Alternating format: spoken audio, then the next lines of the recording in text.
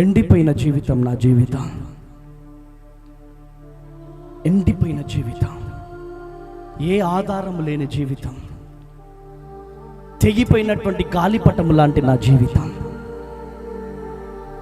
అటువంటి నా జీవితాన్ని అద్భుతంగా నా దేవుడు మలిచాడు. మీ ముందు నిలుచున్న పాస్టర్ అమ్మ తేజ అనబడే నేను, అమ్మ అనే పేరు ఎక్కడి నుంచి వచ్చింది? అమ్మ ప్రేమకు దూరమైన నేను, అమ్మ గోరు ముద్దకు దూరమైన నేను, అమ్మ ఒడికి దూరమైన నేను. 3 సంవత్సరాల వయసులో అమ్మ చనిపోతే నాన్న మరొక వివాహం చేసుకొని నన్ను ఎల్లగొడితే ఇంటింటికెళ్ళి అడుక్కు తినే బ్రతికేవాడిని.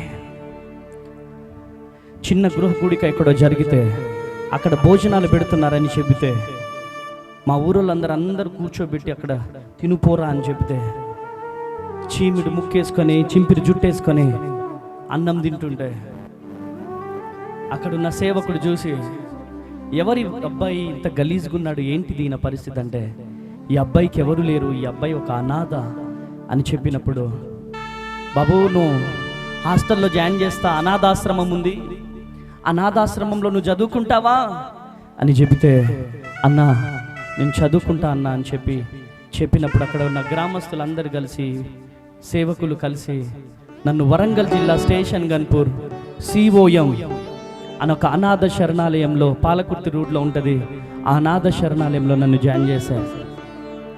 అనాథలు ఉంటారు, కానీ నా అంత అనాథ ఎవరు ఉండరు. నా అంత అనాథ ఎవరు ఉండరు. నా ఫ్రెండ్స్ కోసం ఎవరో ఒకరు వచ్చేవారు, కానీ నా కోసం ఎవరో వచ్చేవాళ్ళు కాదు. వాళ్ళ తాతయ్యలు అమ్మమ్మలు వచ్చి బిస్కెట్స్ చాక్లెట్స్ ఇచ్చేవాళ్ళు. వాళ్ళు తింటా ఉంటే నేను కూడా చూస్తూ ఉండిపోయేవాడిని. మా అమ్మ గుర్తుకొచ్చి ఏడుస్తూ అమ్మ నువ్వు ఎందుకు చనిపోయినావమ్మా? మా నాన్నగారు పెట్టే టార్చర్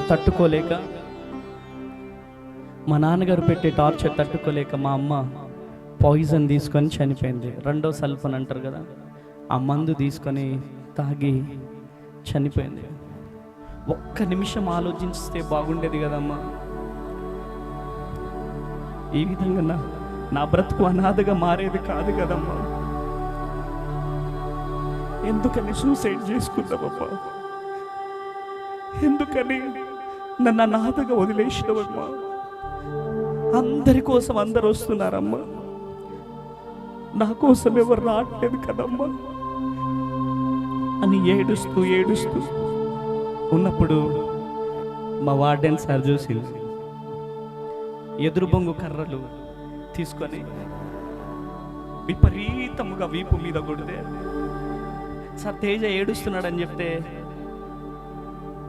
ఆ వార్డెన్ సార్ వచ్చి విపరీతంగా వీపు మీద కొడితే ఏడుస్తూ మామిడి తోటలోకి వెళ్ళిపోయి, బాత్రూంలోకి వెళ్ళిపోయి ఏడుస్తున్న జీవితం నా జీవితం. అటువంటి జీవితం. ప్రేమించేవారు లేరు, ఓదార్చేవారు లేరు. అలాంటి స్థితిలో నుంచి హాలిడేస్ అని ఇంటికి వెళ్ళాను. మరలా శరణాలయం. ఇంటికి వెళ్ళగానే వీడుంటే నేను ఉండను అని చెప్పి మా చిన్నమ్మ అనేది, వాడి ముఖము నాకు కనపడొద్దు. అంత చిన్న వయసులో నేను ఎక్కడికి వెళ్ళగలుగుతా? ఊరు పక్క వాళ్ళందరూ మా అమ్మ గుడంబ పెట్టేది. గుడంబ కాసి బాగా సంపాదించింది మా అమ్మ. అరే మొత్తం మీ అమ్మ సంపాదించిందేరా, ఇదంతా మొత్తం మీ అమ్మ సంపాదించిందే,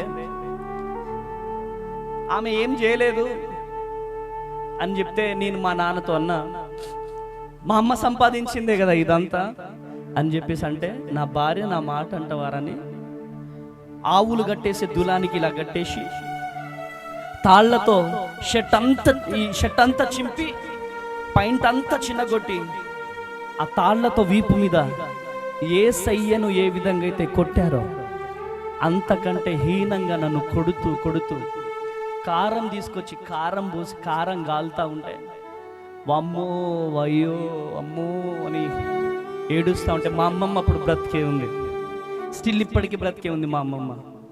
మా అమ్మమ్మ వచ్చి నా కొడుకుని చంపేస్తావారా దుర్మార్గుడు అని చెప్పి మా అమ్మమ్మ విడిపించడానికి వస్తే ఏలంతా విరగొట్టిండు మా అమ్మమ్మ. ఇప్పటికీ మా అమ్మమ్మ ఏలు ఇరిగే ఉంటుంది. అప్పుడు మా ఊర్లోకి అడవిలో అన్నలు వచ్చారు. మాది నక్సలైట్ ప్రాంతం. ఇల్లందు గుమ్మడి నరసయ్య అనే పేరు మీరు వినే ఉంటారు. మాది ఇల్లందు CPIML న్యూ డెమోక్రసీ పార్టీలో అక్కడ నక్సలైట్స్ ఎక్కువ ఉంటారు. నక్సలైట్స్ మా ఊరు వచ్చి మా నాన్నగారిని కొట్టి ఇంత చిన్న బాబుని చంపేస్తావారా అని చెప్పి మా నాన్నగారిని కొట్టి, బాబు 3 పూటల భోజనం పెడతాం మాతో వస్తావా అంటే వస్తాను సార్ అని చెప్తే వాళ్ళు నన్ను తీసుకెళ్ళిపోయారు. అడవిలో తిరుగుతూ ఉన్నాను. అమ్మ గుర్తుకొచ్చేది, నాన్న గుర్తుకొచ్చేవారు, బంధువులు గుర్తుకొచ్చేవారు. ఎవ్వరు తీసుకెళ్లే వాళ్ళు కాదు. ఒకరోజు పడుకున్నాను. నా జీవితాన్ని నాశనం చేసిండు, నా జీవితాన్ని పతనం చేసిండు, నా జీవితాన్ని రోడ్డు మీద పడేసిండు. దిక్కులేని వ్యక్తిగా నన్ను చేసేసాడు. ఎట్టి పరిస్థితులలో మా నాన్నగారు నా రోజు రాత్రి చంపాలని డిసైడ్ చేసుకొని దళంలో ఉన్నటువంటి అన్న వాళ్ళందరూ పడుకున్నారు. AK-47 ఆ దళ కమాండర్ మదన్న దగ్గర ఉంది. అది ఎట్టి పరిస్థితుల్లో నైట్ నేను ఎత్తుకొని వెళ్ళిపోయి నైట్ చంపి మరలా వచ్చేయాలని చెప్పి డిసైడ్ చేసుకున్నాను. అందరూ పడుకున్నారు. కాముగా లేచి ఆ వెపన్ అందుకొని ఆ ఫస్ట్ లైట్ వరకు పరిగెత్తుతా ఉన్నాను. 2-3 అన్నలు వచ్చి నన్ను గట్టిగా ఇలా పట్టుకొని అన్న దగ్గర తీసుకెళ్లారు. ఏంటి తేజ, ఏం చేయాలనుకుంటున్నావు నువ్వు? పార్టీకి చెడు పేరు తీసుకురావాలనుకుంటున్నావా? ఏం చేయాలనుకుంటున్నారంటే అన్నయ్యతో చెప్పిన, అన్నా మీకు దండం పెడతా అన్నా, మీ పాదాలు పట్టుకుంటాన్నా. నా జీవితాన్ని అంత నాశనం చేసిండన్న మా నాన్న. ఒక్క బుల్లెట్ అన్నా మా నాన్నని చంపేస్తానన్నా, ప్లీజ్ అన్నా. నా జీవితాన్ని నాశనం చేసిండన్నా, నన్ను రోడ్డు మీద పడేసిండన్నా. మా నాన్నని చంపేసి మళ్ళీ మీ దగ్గరికి వచ్చేస్తాను, లేకపోతే 2 అన్నయ్యలను పంపించండి అని చెప్పి ఏడుస్తూ ఉండే వాళ్ళు నన్ను తీసుకెళ్ళి ఓదార్చి, పార్టీకి చెడు పేరు వస్తుంది నాన్న, మన పార్టీకి చాలా మంచి పేరుంది, అలా మనం చేయకూడదని చెప్పి నచ్చజెప్పి కూర్చోబెట్టి తిప్పుతూ ఉండేవాళ్ళు. ఎక్కడికి వెళ్ళినా మా అమ్మ ఎలా ఉంటుందో నాకు తెలియదు. మా అమ్మ ఫోటో ఎలా ఉంటుందో కూడా నాకు స్టిల్ ఇప్పటికీ తెలియదు. అమ్మని తలుచుకుంటూ పాటలు పాడుతూ అలా అమ్మ పాటలు రాయడం ప్రారంభించాను. ఒకరోజు దళంలో అందరూ ఆ మేకను కోసుకున్నారు, మంచిగా పార్టీ చేసుకుంటున్నారు. మా అమ్మని తలుచుకొని ఒక పాట రాస్తూ ఉంటే సుసేనక్క అని ఉండేది. ఆ అక్క వచ్చి, తేజ ఏంటి హమ్ చేస్తున్నావు, పాట పాడుతున్నావు, ఏంటి పాట పాడు ఒకసారి అని చెప్పగానే నేను పాట పాడుతూ ఉన్నాను. ఆ పాట పాడుతున్నప్పుడు వచ్చి అక్క ఆ పాట పాడుతుండగానే ఏడుస్తూ ఉంది. వెంటనే దళ కమాండర్ దగ్గరికి తీసుకెళ్ళి, అన్న తేజ బాగా పాట పాడుతున్నాడన్నా, చక్కని పాట అన్నా అని చెప్పి నాతో పాడిపించడం స్టార్ట్ చేశారు. ఆ పాట పాడిన తర్వాత అందరూ ఏడవడం ప్రారంభించారు. ఆ పాట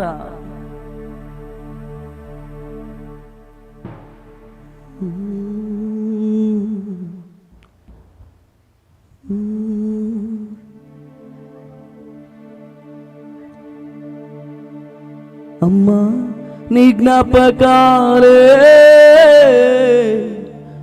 మరువాలేకపోతున్నానమ్మా, విడువాలేకపోతున్నానమ్మా.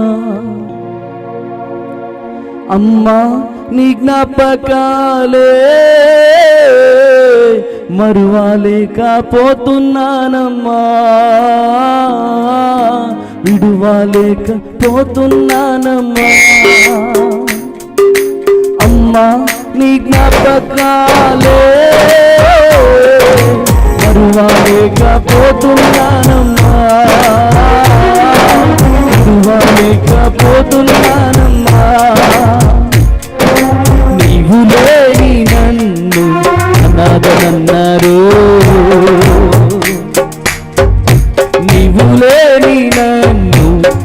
అనాథనన్నారు, ఒంటరినైనాను, అనాథనైనాను, ఒంటరినైనాను, అనాథనైనాను. ఒక్కసారి కనిపించగా అమ్మా నీ జ్ఞాపకాలే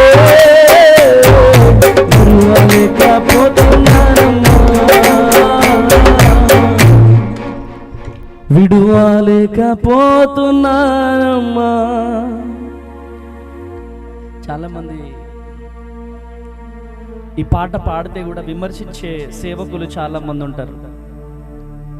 అప్పుడు ఈ పాట పాడేటోడు అమ్మ గురించి ఈ పాట పాడిన నేను. ఎందుకంటే వేడి వేడి అన్నం వండి పెట్టి అమ్మ ఉన్న వాళ్ళకి అమ్మ విలువ అర్థమవుతుందా? వేడి వేడి బిర్యానీ వండి పెట్టి అమ్మ ఉన్న వాళ్ళకు విలువ అర్థమవుతుందా? అర్థమవుతుందా? నాలాంటివాడికి అర్థమవుతుంది.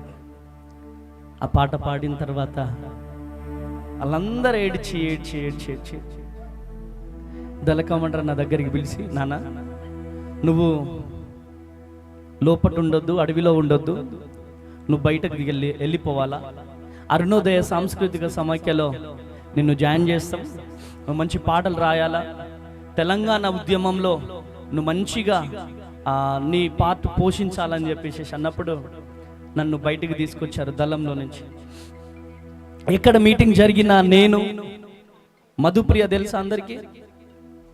నేను మధుప్రియ, రీసెంట్గా చనిపోయినటువంటి సాయి చందు, మేమంతా కూడా తెలంగాణ ఉద్యమంలో పనిచేస్తా ఉండేవాళ్ళం. హైదరాబాద్, సికింద్రాబాద్ ప్రాంత ప్రజలకు గొప్ప శుభవార్త. అమ్మ తేజ మినిస్ట్రీస్ స్వస్థత విడుదల తైలాభిషేక ఆరాధన ప్రతి నెల మొదటి శనివారం ఉదయం 9 గంటల నుండి SPG Tamil church, Alpha hotel వెనుకల, railway station road, Secunderabad. Vijayawada పరిసర ప్రాంత ప్రజలకు గొప్ప శుభవార్త.